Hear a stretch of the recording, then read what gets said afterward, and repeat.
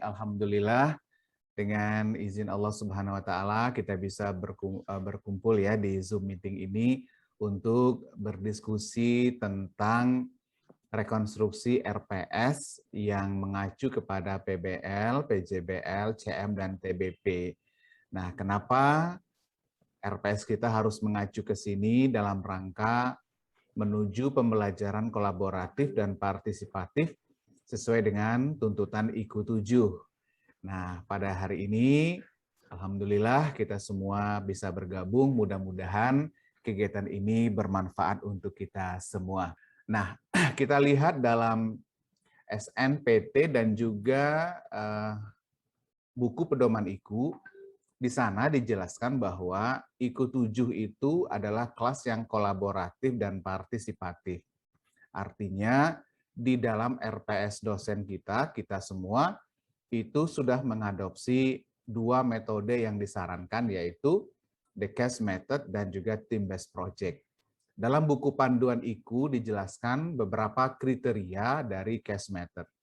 Yang pertama ada mahasiswa sebagai protagonis, kemudian ada kasus yang harus dicarikan solusinya, ada diskusi di mana mahasiswa berperan sebagai aktor utama, kemudian nilai akhir diambilkan dari 50% minimal dari keaktifan atau partisipasi di dalam kelas. Ini secara singkat metode the case method. Kemudian metode kedua adalah team based project. TBP ini cirinya adalah kelas dibagi dalam kelompok untuk mengerjakan tugas bersama dalam waktu yang lama. Kemudian kelompok diberikan masalah asli atau pertanyaan kompleks, lalu diberikan peluang untuk merancang rencana kerja dan kolaborasi. Nah, bedanya kalau pada case method itu 50% nilai akhir diambil dari partisipasi, pada team based project itu 50% diambil dari presentasi akhir atau produk. Kemudian, Bapak dan Ibu yang saya hormati, nah beberapa hal yang perlu kita pahami bersama bahwa terkait dengan penerapan case method itu, maka ada beberapa hal yang barangkali perlu kita elaborasi. Yang pertama, untuk case method, jadi ada diskusi juga, case method itu bisa dilaksanakan oleh dosen kalau ada pre-existing material. Jadi secara sederhana dikatakan bahwa kalau menerapkan case method berarti harus dikawinkan dengan flip classroom. Artinya mahasiswa tidak bisa ikut kuliah dengan kita kalau dia belum punya bekal awal, pengetahuan awal sebagai dasar untuk menganalisis kasus. Jadi ini bedanya dengan project based learning atau team based project. Kemudian ada kasus yang diarahkan, walaupun nanti kasus-kasus itu ada beberapa macam ya, jadi silakan saja nanti kita merumuskan seperti apa kasusnya. Ciri berikutnya adalah ada ruang diskusi, dialog, dan kolaborasi. Dan kegiatan kelompok adalah merupakan hal yang mutlak. Jadi kegiatan kelompok menjadi katakanlah semacam ciri khas dari case method dan team based project. Jadi kasus itu dikerjakan secara kelompok. Kemudian ini ada case method proses di mana tahapan pembelajaran mahasiswa kita ada yang individual, ada yang grup, ada kelas. Yang mendasar juga Bapak dan Ibu seperti yang barangkali kita pahami bersama, bahwa sekarang kurikulum itu dikembangkan berdasarkan outcome based education. Jadi kalau selama ini kita merumuskannya kemampuan pengetahuan tentang, jadi mempelajari tentang, membahas tentang, maka sekarang kita mengubah ya CPMK itu menjadi kemampuan untuk. Kita lihat contohnya di sini, ini mungkin barangkali versi lama kita, mahasiswa mampu menjelaskan model pedagogik yang relevan untuk suatu konteks pembelajaran daring tertentu. Ini yang lama, sedangkan yang diarahkan sekarang rumusan CPMK itu adalah mahasiswa mampu mengidentifikasi atau menentukan model desain sistem pembelajaran yang relevan. Jadi fokus ke kemampuan apa, jadi bukan pengetahuan tentang lagi. Nah, ini bagaimana kita menerapkannya, apakah versinya silahkan nanti kita pilih, apakah kita sinkron atau asinkron, atau kita juga blended ya, silakan saja. Namun karena kita di UNP daring, jadi kita ambil yang daring saja. Daring saja. Kemudian kita coba rekonstruksi RPS. Nah, contoh yang diberikan oleh universitas itu sebenarnya bukan satu contoh yang katakanlah itu yang bagus atau gimana, cuman kebetulan kita diminta untuk menafsirkan berbagai macam bahan, sehingga kita coba merumuskan semacam panduan singkat. Perkara template mana RPS yang digunakan, silakan Bapak dan Ibu gunakan saja yang ada. Ini dua model bentuk template RPS yang berlaku di kampus kita. Nah, kalau kita menggunakan panduan pengembangan kurikulum yang terbaru, maka kita familiar dengan model template yang ada di sebelah kanan yang hitam putih. Nah, kebetulan saya Dion mencoba mengembangkan RPS-nya itu berdasarkan template dari panduan pengembangan kurikulum terbaru yang dikeluarkan oleh kementerian kita. Nah, bagaimana kita merancang pembelajaran? Karena yang perlu kita pahami adalah bahwa case method dan team based project itu adalah bagian dari problem based learning gitu ya, atau bentuk lain dari project based learning. Jadi artinya kalau kita lihat di sini, ini kolom-kolomnya ya Bapak Ibu ya. Kolom pertama adalah minggu ke gitu ya. Minggu ke 1, 2, atau 4. Kemampuan akhir tiap tahapan sub CPMK-nya kita sudah punya. Indikatornya kita bisa rumuskan. Kriteria atau tekniknya nanti bisa kita coba lihat di sini. Nah, ini kan ada luring, ada daring.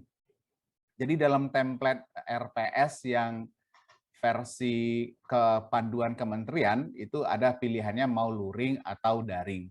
Lalu materi dan bobot penilaian. Untuk kasus yang saya coba kembangkan ini, untuk CPMK 1 di mata kuliah ini, ya model dan strategi pembelajaran adalah mampu merancang pembelajaran geografi berdasarkan karakteristik siswa atau individual differences. Nah, indikatornya itu adalah ketepatan merancang.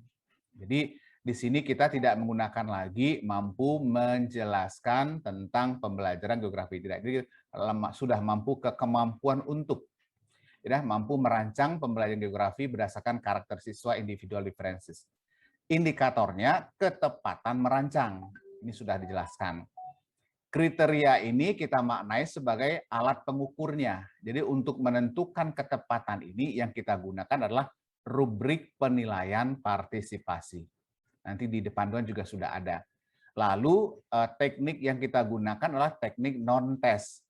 Nah, untuk kasus ini kebetulan ini mengadopsi case method ya. Jadi ada kegiatan prerequisite-nya. Jadi laporan ringkasan materi. Tadi kita sudah sampaikan, case method ini tidak bisa dilaksanakan kalau mahasiswa belum membaca materi sebelumnya. Maka case method itu dia akan beriringan dengan flip classroom.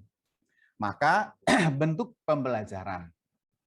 Bapak dan Ibu, kalau kita lihat di buku Standar Nasional Pendidikan Tinggi, bentuk pembelajaran itu kan 3. Ada kuliah, ada seminar, ada praktik. Nah, jadi kita lihat di sini bentuk kuliahnya ya, berarti ini kuliah, bentuk pembelajarannya kuliah. Kuliah itu kalau satu SKS-nya 50 menit tatap muka, kemudian 60 kegiatan terstruktur dan 60 menit kegiatan mandiri. Kemudian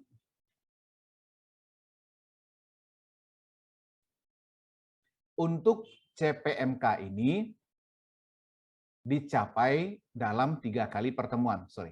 Jadi untuk CPMK ini dicapai dalam 3 kali pertemuan. Nah, ini saya coba untuk merumuskannya kenapa 3 kali berdasarkan bobot dari CPMK tersebut.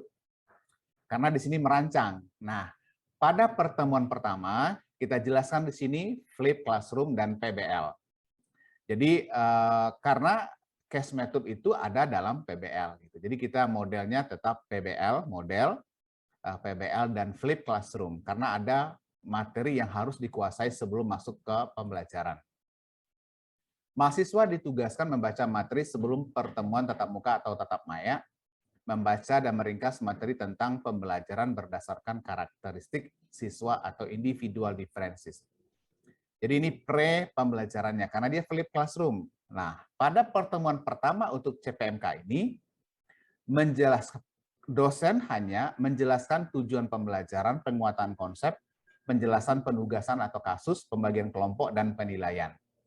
Maka mahasiswa di sini telah bekerja untuk menganalisis kasus. Jadi pada pertemuan pertama mereka melakukan elaborasi teori atau referensi tentang kasus yang disajikan. Kebetulan saja untuk kasus ini diambil cuplikan dari film edukasi Hiki, seorang guru yang punya gangguan saraf, lalu bagaimana ketika dia membuka kelas ya ada videonya sendiri. Nah, pada pertemuan pertama mahasiswa diminta untuk mengkaji teori-teori mana saja yang bisa diterapkan untuk mempelajari, menganalisis, mencari solusi untuk video yang ditampilkan.